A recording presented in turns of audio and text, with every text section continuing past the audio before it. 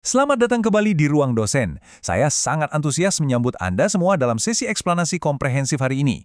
Kita akan membedah sebuah topik yang fundamental, namun sejujurnya seringkali diremehkan kompleksitasnya. Patofisiologi nyeri.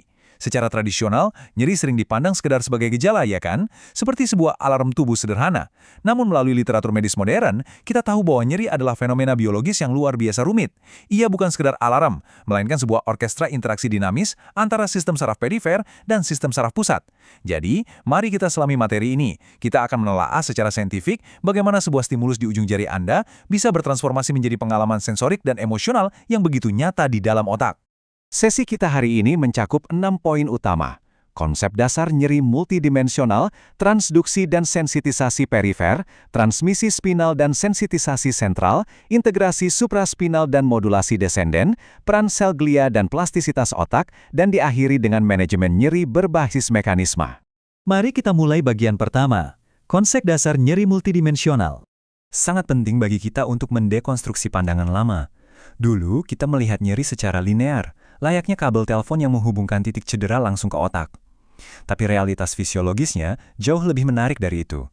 Berdasarkan definisi resmi dari IASP atau International Association for the Study of Pain, nyeri adalah pengalaman sensorik dan emosional yang tidak menyenangkan, yang berkaitan dengan kerusakan jaringan aktual maupun potensial. Nah, poin krusialnya di sini adalah pemisahan konseptual antara nosisepsi dan nyeri. Nosisepsi itu murni proses fisiologis penghantaran sinyal. Namun nyeri secara inheren mencakup interpretasi psikologis dan emosional. Inilah yang menjelaskan mengapa pengalaman nyeri setiap pasien bersifat sangat unik dan subjektif. Bagian kedua, transduksi dan sensitisasi perifer. Coba bayangkan titik nol dari sebuah trauma, tepat di jaringan perifer tempat cedera baru saja terjadi. Di tahap pertama yang kita sebut transduksi, energi dari cedera ini diubah menjadi impuls listrik oleh reseptor khusus bernama nosiseptor. Ada dua jenis serabut utama yang perlu Anda perhatikan secara saksama di sini. Pertama, serabut A delta. Serabut ini memiliki selubung mielin tipis sehingga impulsnya melesat sangat cepat, sekitar 5 hingga 30 meter per detik. Merekalah yang bertanggung jawab atas sensasi nyeri pertama yang tajam dan terlokalisasi dengan jelas. Sebaliknya kita memiliki serabut C. Karena tidak bermielin, konduksinya jauh lebih lambat, kurang dari 2 meter per detik. Serabut C inilah dalang di balik rasa nyeri kedua yang sifatnya tumpul, pegal, dan menyebar. Lalu apa yang sebenarnya terjadi di area cedera tersebut secara kimiawi? Jaringan yang rusak akan melepaskan sekumpulan mediator ke area sekitarnya. Kita sering menyebutnya sebagai inflammatory soup atau subinflamasi. Di dalamnya terdapat campuran bradikinin, prostaglandin E2, sitokin proinflamasi seperti TNF-alpha dan IL-1 beta, serta nerve growth factor.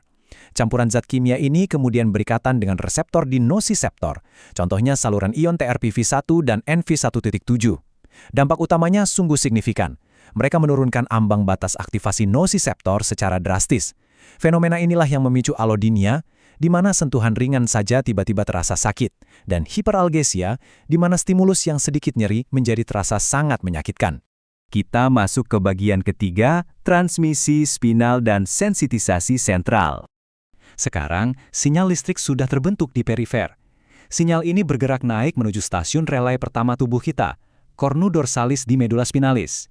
Di stasiun relay inilah sebuah teori monumental lahir. Pada tahun 1965, Melzack dan Wall mempublikasikan teori kontrol gerbang.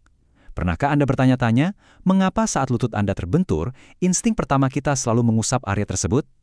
Teori ini memberikan jawaban anatomis yang elegan. Interneuron di cornu dorsalis bertindak layaknya sebuah gerbang. Saat Anda mengusap area yang sakit, Anda sebenarnya sedang mengaktifkan serabut A-beta yang merespons serabaan mekanis. Nah, aktivasi ini akan menutup gerbang dan memblokir transmisi sinyal nyeri lambat yang datang dari serabut C. Sebuah mekanisme inhibisi alami yang sangat brilian dari sistem saraf kita. Namun, pertanyaannya, apa jadinya jika stimulasi nosiseptif itu tidak kunjung berhenti dan terus terjadi secara masif? Disinilah sistem saraf bisa mengalami malfungsi yang kita kenal sebagai sensitisasi sentral. Secara biomolekuler, rentetan impuls yang tiada henti memicu pelepasan neurotransmitter glutamat secara besar-besaran. Depolarisasi hebat ini mendepak ion magnesium yang secara normal menyumbat reseptor NMDA. Terbukanya reseptor NMDA menyebabkan influx ion kalsium ke dalam sel neuron secara masif. Hasilnya adalah fenomena yang disebut wind up, di mana respons neuron di medula spinalis justru meningkat secara progresif. padahal ukuran stimulusnya tetap sama. Sistem peringatan tubuh kita kini menjadi terlalu sensitif. Bagian keempat, integrasi supraspinal dan modulasi descenden. Sinyal yang telah diperkuat tadi kini melanjutkan perjalanannya ke atas. Mari kita ikuti rute ascenden ini. Tractus spinothalamicus membawa sinyal dari cornu dorsalis menuju thalamus, yang bertindak sebagai pusat distribusi informasi utama di otak kita. Dari thalamus, sinyal ini dipecah. Sebagian menuju korteks somatosensorik primer dan sekunder, atau S1 dan S2, yang bertugas memetakan lokasi anatomis dan intensitas rasa sakit. Sementara itu, cabang lainnya dikirim ke korteks singulat anterior dan insula. Disinilah letak pemrosesan beban emosional.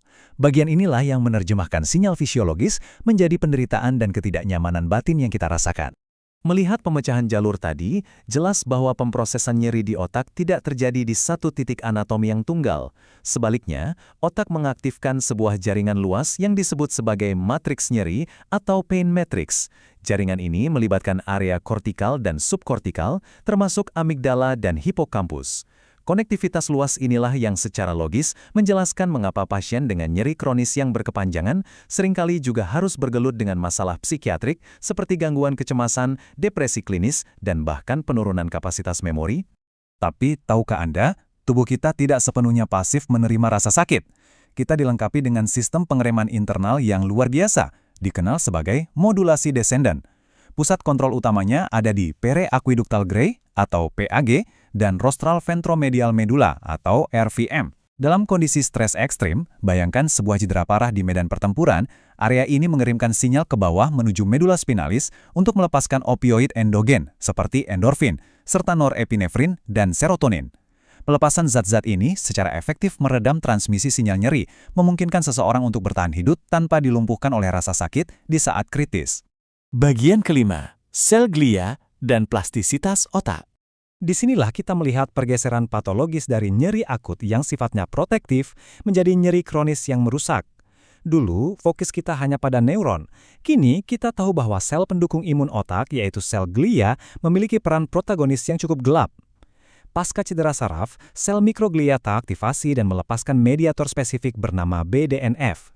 BDNF ini kemudian berikatan dengan reseptor TRKB pada neuron, dan interaksi ini mengacaukan keseimbangan klorida di dalam sel. Dampaknya sungguh luar biasa.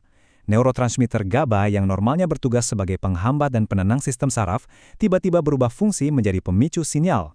Sistem yang seharusnya menenangkan jaringan kini justru ikut meneriakkan sinyal nyeri. Konsekuensi kronis dari kekacauan molekuler ini bukanlah sekedar teori, melainkan terlihat jelas pada struktur fisik otak melalui fMRI. Inilah neuroplastisitas maladaptif. Otak secara harfiah mengubah arsitekturnya. Pada kondisi seperti phantom limb pain, di mana pasien merasakan nyeri pada anggota tubuh yang sudah diamputasi, area korteks sensorik yang kehilangan input perlahan diambil alih oleh saraf dari area di sekitarnya. Lebih parahnya lagi, nyeri kronis terbukti memicu penyusutan volume materi abu-abu di area prefrontal dorsolateral dan hipokampus. Nyeri pada dasarnya merusak struktur otak itu sendiri. Bagian keenam, manajemen nyeri berbasis mekanisme. Setelah memahami patofisiologi tingkat tinggi yang sedemikian kompleks ini, pertanyaannya adalah, bagaimana kita menerjemahkan ilmu dasar ini ke ranah praktis klinis? Pendekatan satu obat untuk semua jenis nyeri tentu sudah sangat usang, terapi harus spesifik dan presisi. NSAID digunakan untuk menghambat produksi prostaglandin di subinflamasi perifer, obat anestesi lokal secara spesifik menargetkan saluran natrium untuk memblokir hantaran impuls. Antikonvulsan, seperti gabapentin, bekerja menargetkan saluran kalsium di stasiun relay medula spinalis guna menekan pelepasan glutamat. Dan ketamin, obat ini digunakan secara spesifik sebagai antagonis reseptor NMDA untuk memutus siklus sensitisasi sentral dan fenomena wind-up. Semuanya memiliki target fisiologis yang sangat terukur. Tentu saja, pendekatan farmakologis tidak bisa berdiri sendiri. Karena plastisitas otak adalah inti dari nyeri kronis, intervensi non-farmakologis dirancang untuk memutar balikan perubahan maladaptif tersebut. Terapi perilaku kognitif atau CBT dirancang khusus untuk memodifikasi komponen afektif dan evaluatif di korteks singulat, membantu otak memproses ulang pengalaman penderitaan. Di sisi lain, mirror terapi memanfaatkan ilusi visual untuk melatih ulang otak, berusaha mengembalikan reorganisasi kortikal yang rusak pada pasien dengan sindrom nyeri fantom. Sebagai penutup, ada satu kesimpulan krusial yang harus kita ingat. Nyeri kronis tidak boleh lagi dipandang sekedar sebagai gejala. Ia adalah penyakit sistem saraf itu sendiri yang didorong oleh plastisitas maladaptif. Hal ini meninggalkan kita pada sebuah pemikiran yang sangat menarik. Jika otak kita memiliki kemampuan plastisitas untuk belajar merasakan nyeri kronis, mungkin suatu hari nanti, dengan intervensi yang tepat, kita bisa membuat otak sepenuhnya melupakan nyeri tersebut. Silakan subscribe channel ini, Ruang Dosen, bila Anda senang dengan materi pembelajaran sistematis seperti ini. Aktifkan lonceng untuk mendapatkan notifikasi bila ada sesi terbaru, klik like, dan share presentasi ini jika dirasa bermanfaat untuk menyebarkan ilmu pengetahuan ke orang lain. Terima kasih atas perhatian akademik Anda, dan sampai jumpa di eksplorasi saintifik berikutnya.